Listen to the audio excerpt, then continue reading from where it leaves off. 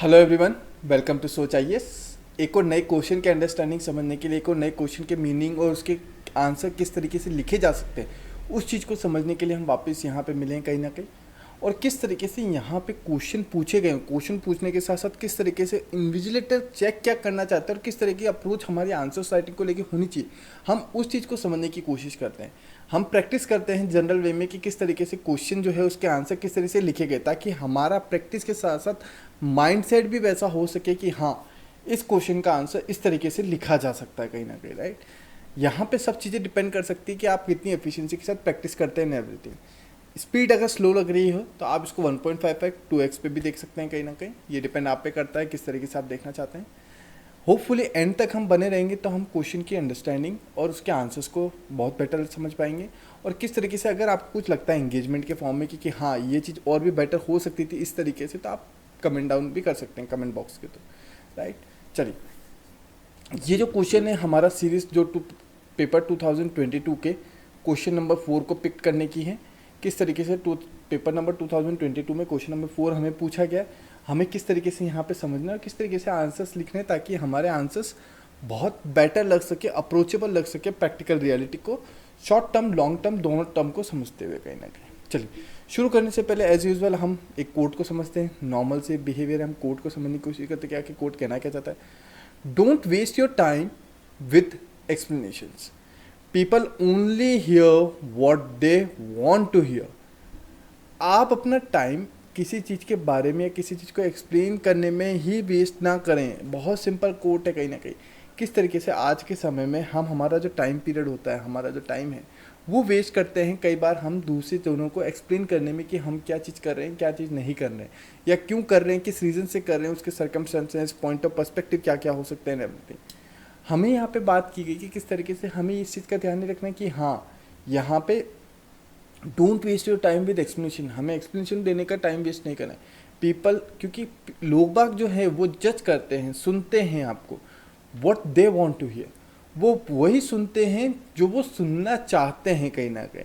यहाँ पे इस चीज़ को समझिएगा किस तरीके से पॉइंट आउट दिया गया है कि हमें हमारा टाइम किसी भी चीज़ को एक्सप्लेन करने में नहीं लगाना चाहिए, क्योंकि पीपल्स को हम जब एक्सप्लेनेशन दे रहे हैं तो एक्सप्लेनेशन के तौर पे पीपल वही सुनेंगे जो वो सुनना चाहते हैं कहीं ना कहीं, राइट। ये कोड दिया गया था पॉल सॉयल के द्वारा। किस तरीके से उन्होंने कोड देने की कोशिश की थी। इन केस आपको यूपीएससी से रिलेटेड कंटेंट और भी चाहिए और किस तरीके से एथिक्स के पेपर के फॉर्म में चाहिए या एथिक्स के ब्लॉग्स के आंसर राइटिंग करंट अफेयर्स चाहिए, तो आप www.sochias.com पे विजिट कर सकते हैं। यहाँ पे हम सिंपल ब्लॉग्स के फॉर्म में content more and more provide करने की कोशिश करते हैं, राइट। चलिए, क्वेश्चन नंबर 4 है। दो पार्ट में क्वेश्चन को डिवाइड किया गया है। पहला पार्ट क्या बोलता है, what do you understand by the term good governance. आखिर गुड गवर्नेंस होती क्या है। बहुत सिंपल क्वेश्चन है, basic question. How far recent initiatives in term of e governance steps to be taken by the state have help the beneficiary, discuss with suitable example. किस तरीके से इस क्वेश्चन में हमें सिंपल सी टर्म पूछेगी, good governance क्या होता है, रिसेंट इनिशिएटिव जो लिए हैं वे ई गवर्नेंस के फॉर्म में जो इनिशिएटिव लिए गए हैं किस तरीके से स्टेट के द्वारा, वो किस तरीके से स्टेट को बेनिफिशियल हो सकते हैं। ई गवर्नेंस के फॉर्म में सेंट्रल ने लिए हैं, स्टेट ने लिए, किसी भी तरीके से बात हो सकती है, वो किस तरीके से बेनिफिशियल हो सकते हैं, उसकी बात करें। Discuss with suitable example, suitable exam के फॉर्म में सूटेबल एग्जाम्पल के साथ डिस्कस करने की कोशिश करनी कहीं, राइट। चलिए, इसको पहले हम डिस्कस करते हैं। When the government of a country performs function efficiently, effectively and for the good citizen and then carried out governance is known as good governance. किस तरीके से अगर कोई भी गवर्नमेंट किसी कंट्री के बेनिफिशियल के लिए वर्क कर रही है, इफेक्टिवली वर्क कर रही है, एफिशिएंसी के साथ वर्क कर रही है, या किस तरीके से उनके जो फंक्शंस है उनमें एफिशिएंसी बहुत ज़्यादा दिख रही है, बहुत बेटर वे में दिख रही है, सिटीजन्स को ध्यान में रखते हुए गवर्नेंस का वर्क कर रही, तो उसको हम यहाँ पे गुड गवर्नेंस कह सकते हैं। It has 8 major characteristics. अब यहाँ पे हमें जो कैरेक्टरिस्टिक्स याद आ रहे हैं, हम यहाँ पे अगर हमें 8 कैरेक्टरिस्टिक्स याद नहीं है, हम तो यहाँ पे लिख सकते हैं the good governance can provide some kind of a characteristics as a major characteristics as follows। General term ना दें, हमें कुछ टर्म्स याद नहीं आ रहे, कुछ टर्म्स याद है तो उस अकॉर्डिंग लिख सकते हैं हम कहीं ना कहीं। ये हमारे ऊपर डिपेंड करता है हम किस तरीके से लिख सकते हैं या किस तरीके से उस पर्टिकुलर टाइम पीरियड पे सोच पा रहे हैं। Electronic governance, e governance uses information and communication technologies. Obvious ही बात है, such as internet, the wide area network and mobile computing at various levels of the government and the public sector, enhancing governance. There are four pillars of e-governance. हमने सिर्फ बताया कि e-governance governance क्या होती है, गवर्नमेंट क्या होती है, हमने पहले वो बताया.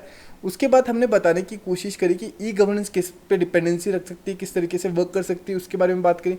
कंप्यूटर के, आईसीटी के, इंटरनेट के ऊपर डिपेंड कर सकती है, WWN मतलब कि वाइड एरिया नेटवर्क, और इन सब के नेटवर्किंग के ऊपर डिपेंड करती है, मोबाइल कंप्यूटिंग के ऊपर डिपेंड कर सकती है, एआई के ऊपर डिपेंड कर सकती है, डार्क वेब के ऊपर डिपेंड कर सकती है. हम कुछ भी पॉइंट्स यहाँ पे लिख सकते हैं इस तरह की चीज़ों से. अब यहाँ पे मेजर फोर पिलर्स बोले ही गवर्नेंस के: पीपल, प्रोसेस, टेक्नोलॉजी, रिसोर्सेज. यहाँ पे चार पिलर आपके अकॉर्डिंग और भी कुछ हो सकते हैं. मेरे अकॉर्डिंग क्या है, ये मैंने लिखने की कोशिश की. और हमने बात करी थी कि 8 मेजर कैरेक्टर्स, तो हम डायग्राम के फॉर्म में भी इसे सुनते हैं. ये डायग्राम मोस्ट प्रोबेबली हम यहाँ पे जब 8 गवर्नेंस मेजर कैरेक्टरिस्टिक्स लिख रहे हैं तो डायग्राम यहीं पे इंक्लूड हो जाना चाहिए कहीं ना कहीं. जैसे पॉइंट आउट्स के फॉर्म में समझते हैं. Consciousness oriented, accountable, transparent, responsive, equitable and inclusive, effective and efficient, follow the rules of, participatory, conscious oriented, accountability. ये जो हमारे हमने 2 बार पढ़ लिया इसको. ये जो हमारे टर्म्स हैं, ये 8 मेजर कैरेक्टरिस्टिक्स बता सकते हैं कि किस तरीके से ये गवर्नेंस वर्क करती है. हमने अभी तक बताया कि किस तरीके से क्वेश्चन में जो पूछा गया गुड गवर्नेंस क्या होती है उसके बारे में बताया, किस तरीके से उसकी कैरेक्टरिस्टिक्स हो सकती है वो बताया. अगर रिसेंटली इनिशिएटिव्स देखिए ई गवर्नेंस के तौर पे step taken by the state have help the beneficiary, क्या स्टेट के द्वारा जो भी ई गवर्नेंस के स्टेप लिए गए हैं क्या वो कहीं ना कहीं बेनिफिशियरी को हेल्प करते हैं. Discuss with suitable. सिर्फ अभी तक गुड गवर्नेंस की बात करी थी हमने, अब हम बात कर रहे हैं recent initiative of e governance. Direct initiative of e governance, direct benefit transfer. The DBT is the public distribution scheme has deleted approximately 4 crore duplicate and non-existing ration cards leading to the proper targeting of the scheme. Direct benefit transfer एक scheme है जिसके द्वारा जो duplicate entries होती है, जो data maintenance की entries हो सकती है किसी भी चीज़ को लेकर. फॉर एग्जांपल अगर राशन कार्ड को लेके डुप्लीकेट एंट्रीज को डिलीट किया गया, किस तरीके से डुप्लीकेट एंट्री होने की वजह से कई बार हो सकता था गवर्नमेंट में कितना एक्सपेंडिचर हो रहा है, कितना खर्चा हो जाता था डाटे का हिसाब से, वो गलत आता था कहीं ना कहीं, और एक्चुअल में कितनी बेनिफिशियल वो स्कीम के द्वारा दिखाया जा सकता है. ये ई गवर्नेंस का प्रोसेस दिखाई दे सकता है. आरोग्य सेतु सबसे बड़ा example. The application was launch for providing the information about the potential risk of COVID-19 infection. It had help successful in identifying the potential hotspot. सबसे बड़ा एग्जाम्पल था आरोग्य सेतु ऐप. किस तरीके से आरोग्य सेतु ऐप के अंदर हमने पढ़ा था कि यहाँ पे कोविड टाइम पीरियड के अंदर वैक्सीन बुक करनी है, किसी भी तरीके की कोविड की फैसिलिटी चाहिए, हॉटस्पॉट बने हुए, उन सब के बारे में हम यहाँ से डिटेल ले सकते थे. National scholarship portal, it provides a centralised platform for application and disbursement of scholarship to students under any scholarship schemes. एक और एग्जाम्पल्स आपके अकॉर्डिंग और भी चीज़ें हो सकती हैं यहाँ पे. आपको अगर याद आ रहा है please write it down in the comment box. Bhoomi project, it is a self sustainable e governance initiative for the computerisation delivery of rural land and records of farmer Karnataka. सबसे बड़ा एग्जाम्पल था. ई गवर्नेंस की बात हो रही है यहाँ पे, सारा का सारा जब गवर्नमेंट का वर्क हो रहा है इफेक्टिवली एफिशिएंसी वेज के साथ, बट वो इलेक्ट्रॉनिक वे में हो रहा है, इलेक्ट्रॉनिक मॉड्यूल का इस्तेमाल करते हुए हो रहा है कहीं ना कहीं, कंप्यूटर्स का, लैंड का, इन सब का इस्तेमाल करता है. E court, it is a mission mode project which aims at utilization of technology for improve provision of judicial services to the citizen. Obviously बात है कोविड टाइम पीरियड में ई कोर्ट्स को हम देख पाए थे कहीं ना कहीं बहुत ज़्यादा वे में जजमेंट पास करने में ईजी रहा. Digi lockers, it aims digital empowerment of citizen by providing access to authentic digital documents किस तरीके से मेंटेन किए जा सकते हैं उसको लेके चीज़ें की गई. PayGov India, it will be offer end to end transaction experience for a citizen which include accessing various services through the internet with payment gateway interface for online payment. किस तरीके से ये एक और एग्जाम्पल हो सकता है. हमने सिर्फ यहाँ पे जितने भी स्कीम्स ले रहे हैं ये रिसेंट स्कीम्स है जो ई गवर्नेंस के द्वारा मोस्ट प्रोबेबली कोविड के टाइम पीरियड के बाद में ली गई हैं, और कोविड के टाइम पीरियड के बाद किस तरीके से ये ई गवर्नेंस ही सबसे ज़्यादा एफिशिएंटली लोगों के पास अप्रोचेबल है आज के समय में हर एक पॉलिसीज़ को इम्प्लीमेंट कराने में कहीं ना कहीं. एक और एग्जाम्पल के तौर पे देख सकते हैं प्रकृति. It is a unique integrated and interactive platform through which prime minister oversees the implementation of various government schemes, grievance, state, centre related project and programs by direct interacting with all stakeholders through video conferencing on single platform. सबसे बड़ा example है Covid के time period में भी यही चीज़ हुई थी, किस तरीके से प्रकृति आज के समय में एक अप्रोचेबल पर्सन बनाती है प्राइम मिनिस्टर को भी, कि वो हर एक पॉलिसीज़ के डाउन टू अर्थ बॉटम को अप्रोच कर पाता है कहीं ना कहीं, राइट। तो एक और एग्जांपल हो, इसके अलावा और भी कई एग्जांपल्स होते हैं। हम यहाँ पे ये नहीं समझ रहे हैं, ये नहीं बोल रहे कि सिर्फ यही एग्जांपल्स है, there are many more examples you can write and include in it, right. चलिए, होपफुली आपको ये क्वेश्चन नंबर 1 क्लियर हुआ होगा।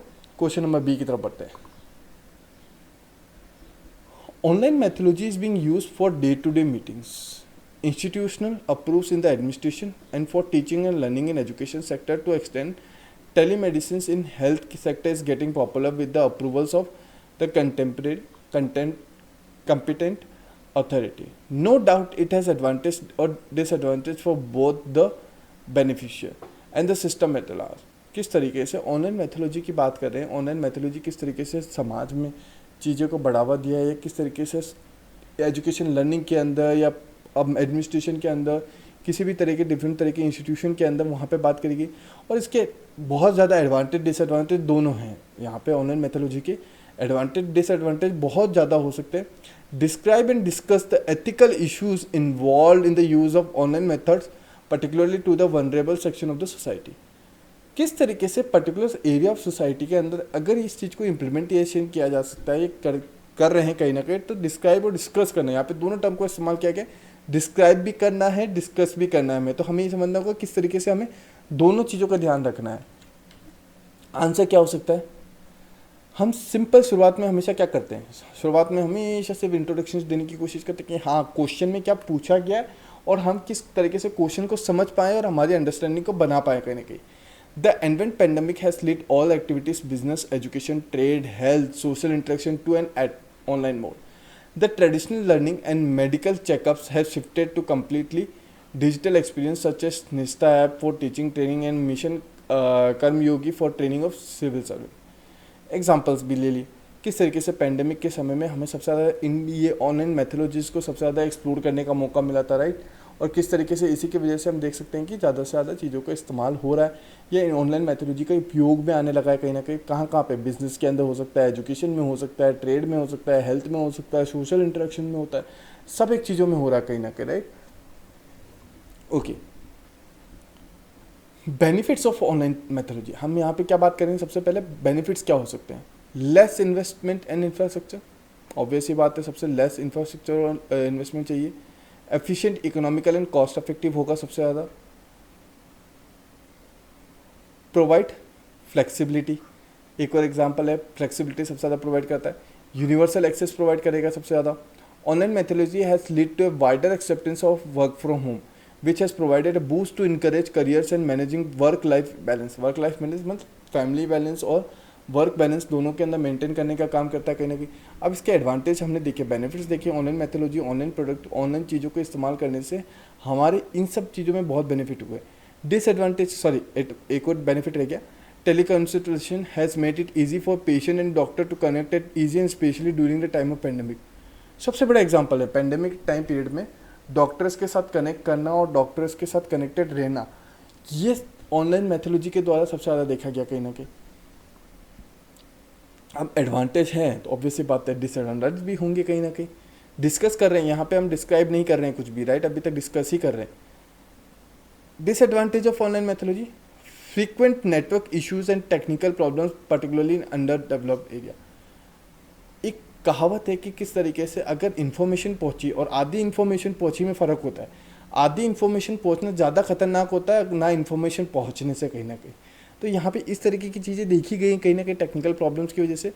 Increase in unemployment due to online education and other services, obviously बात है, दूसरे एम्प्लॉयमेंट्स पे फ़र्क पड़ा। अगर स्कूल्स में कॉलेजेस में बंद हो गए थे तो ऑनलाइन टीचर्स ऑनलाइन थे, बट जो एडमिन स्टाफ था या जो एड ऑन स्टाफ था, जो स्वीपर थे या फिर जो एक्सट्रा तरीके जितने भी और तरह के एम्प्लॉयर्स थे, उन सबको इम्पैक्ट पड़ा कहीं ना कहीं।